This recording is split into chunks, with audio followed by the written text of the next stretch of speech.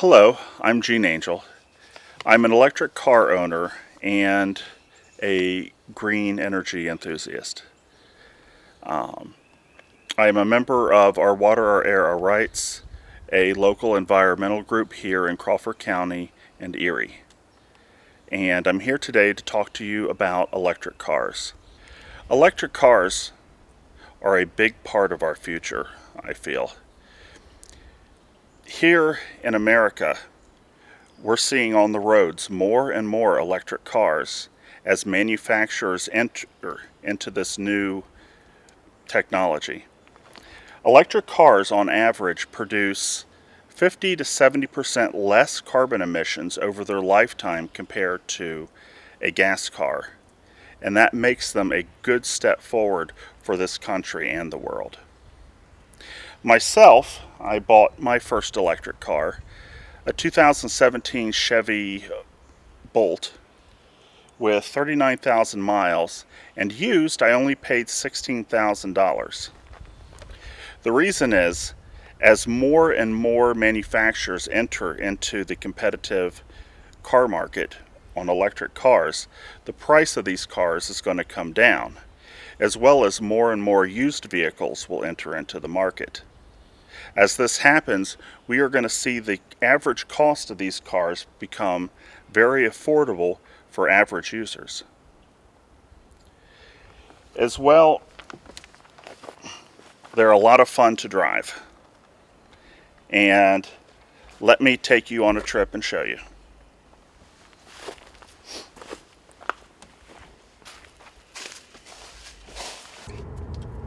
Electric cars are a lot of fun to drive. I absolutely love driving my car.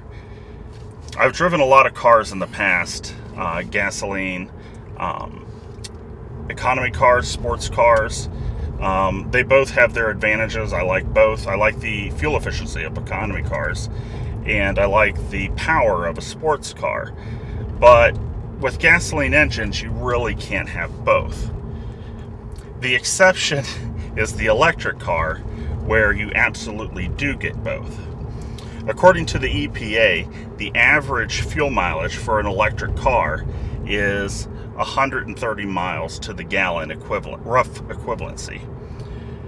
However, an electric motor has a tremendous amount of torque. And just to give an example as a story, shortly after I got my electric car, I was driving to Meadville, and I got stuck on 98 behind a big logger truck loaded with logs and a pickup truck behind that. And they were scooting along at around 39 miles an hour. And I was late for a doctor's appointment. Now, with my Prius, which is my previous vehicle, if I came across this situation, I'd be like, forget it. I'm stuck behind these cars until they pull off. But I knew that electric cars had a lot of power, so I thought, I'm going to give this a try. Because just in the little bit of driving, the Bolt had been really, really responsive. In fact, some people have called it a hot hatch because it has such good power. So I hit the little sport button, which increases the power of the car. And when the way was clear, I floored it. I felt my head sink into the back of the seat. And when I collected my eyeballs from rolling in the back of my head, I saw that I had blown past the pickup truck and the logger truck, just like they were standing still. And that is an amazing feeling for the sports car owners who know that feeling. And to have an electric vehicle that can give you that amount of raw power, yet be cheaper than the best Prius to run on just cost of ownership and cost of power. It's a win-win on all sides. and the fun factor just brings a smile to my face. When you get an electric car, then you have to start thinking about, okay, how am I going to fill it up? And that's charging. Where am I going to charge it, and when is the best time to do that? Well, for starters, charging at home is by far the most affordable option. On average, if you're living in a place where electricity is not too expensive, if you was to run your battery down to zero, charging your car would take roughly about $3. Whereas if you live somewhere where electricity is pretty expensive, then you're looking at about $6 to charge your car. For where I live, electricity is fairly cheap, so the estimated cost to fill from empty would be probably under $3. Advantages of living in the country. There are 3 kinds of chargers for electric cars. There's level 1, level 2, and level 3. Level 1 is basically charging by plugging into a standard 110 outlet. Those outlets that are in your house, you'll likely get from the dealer a charge cord and those are called EVSEs, but in plain terms, it's just a charge cord. And you plug it into, say, a 110 outlet in your garage, and you plug it into your car. And that will charge your car up to full. Now that is fairly slow because the charge rate is about 8 to 16 amps, just depending on what you have your car set for. Some people opt to install a level 2 charger in their home. A level 2 charger basically runs off household 240 volts and will typically charge the car at 32 to 40 amps. I installed a level 2 charger in my home, and I think the cost for everything was like $300. It wasn't much, but it was definitely worth it because on average it takes anywhere between 4 to 1 hours to charge the car, depending on how much running was done. And I'd say 98% of the time it probably takes me less than 2 hours to charge the car, and that's really nice because you don't have to worry about, is the car going to be charged when someone else wants to use it.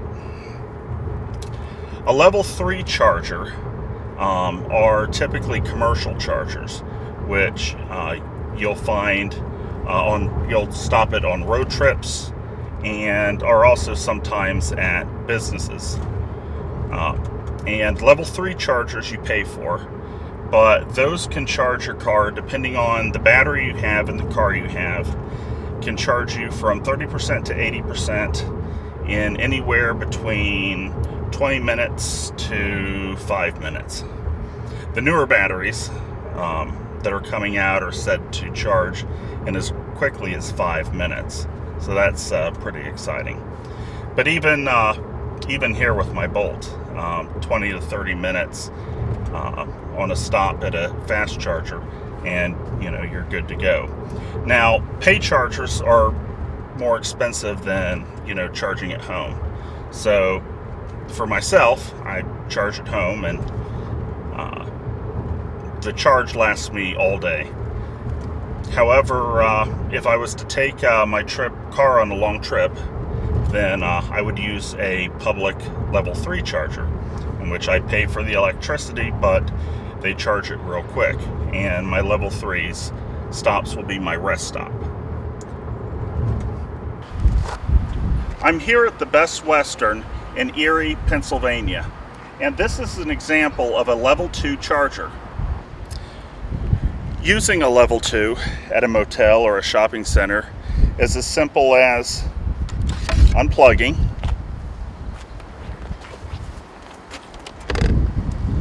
plugging into your car,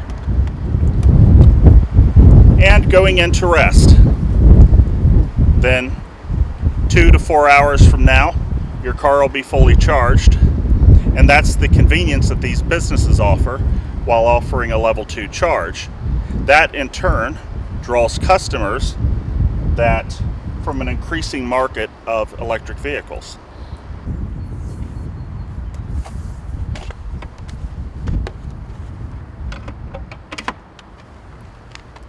Public charging stations like this are a real benefit to the community. They help the community with the adoption of things like electric cars, which really does help our planet.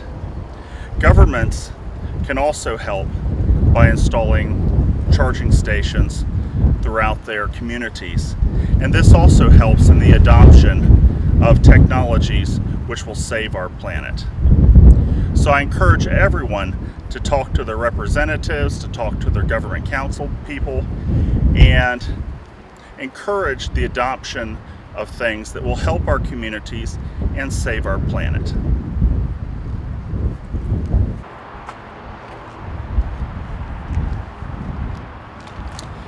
You can't mention level 3 without mentioning Tesla's supercharging network. Elon Musk has done a fantastic job installing level 3 networks just like these all across the US. In fact, there are more Tesla charging stations than any other type of charge station, which is good if you have a Tesla.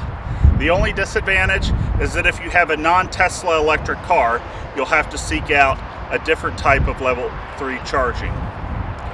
But Tesla was first to the game in electric cars for the mainstream and for its forward-thinking charging network. And now they're reaping the benefits with a wide, well-developed network. So you may be wondering, how do I find these charge stations if I have an electric car? Well, technology has made that easy for us. On your smartphone or computer, you can get apps that will plan your route for you, including where you'll stop at charge stations. 2 apps that I would recommend highly would be a Better Route Planner, which will pick which charge stations you can charge at on your trip, and PlugShare. PlugShare is a community-driven app that lists most plugs in the United States. And it'll tell you where you can find level 2s, level 3s throughout the country as you make your trip.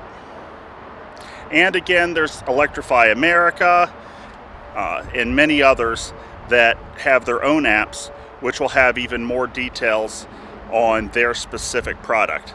But again, the 2 that I recommend is PlugShare and a Better Route Planner.